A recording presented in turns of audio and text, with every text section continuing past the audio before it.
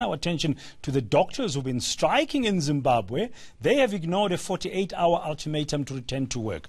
They are demanding better working conditions and for their salaries to be paid in US dollars. They also want protective equipment and better medication for their patients. The doctors have been on strike for more than a month now, and they say they'll only return to work once their concerns have been addressed. Well, for the latest, we are joined on the line by reporter Pindai Dube in Harare in Zimbabwe. Pindai, good morning. Well, it looks like the doctors literally are sticking to their guns and not budging. Is the strike still on?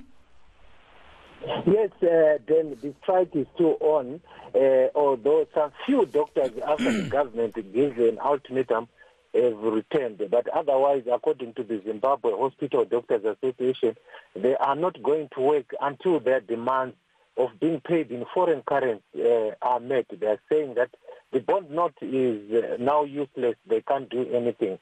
So few have returned, but the majority are still at home.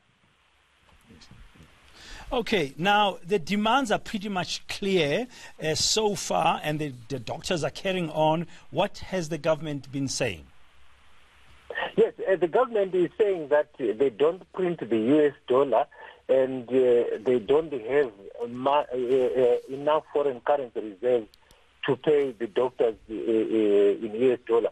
So they are saying that these guys should return to work and start negotiating for other demands while it's at work. But the doctors are saying they are failing to get to work. There is no fuel, so they also want allocation. As I'm speaking to you, then I'm in a fuel queue. We spend since 4 a.m.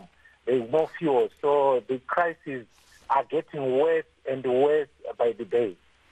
Okay, now with Zimbabwe facing what you are saying is a worse economic meltdown and every day is getting worse, do you think there will be a resolution to this doctor's strike? This has been happening. They've been on strike for over a month now. But it's going to be difficult for the government to convince these doctors to go back to work unless they solve the economic crisis.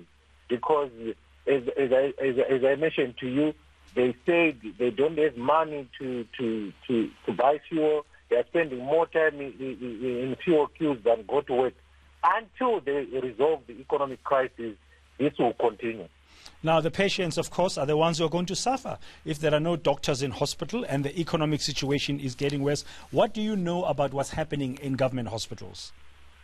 Yes, we've been speaking to relatives of patients, and some patients, there's been no treatment, they've been being turned away. I spoke to some senior hospital officials who refused to be named at Parenyato, which is the biggest hospital in Harare. They said that they are losing lives. People are dying, although there's no official figures now of people who are dying in hospital. The situation is critical because without doctors, there is also no one to certify those who have died. The figures are not clear, so it's just chaotic then. Okay, thank you very much, Pindai Dube, for the latest there on that ongoing strike by doctors in Zimbabwe. No end in sight, and the crisis continues, and it's tough times for government hospitals.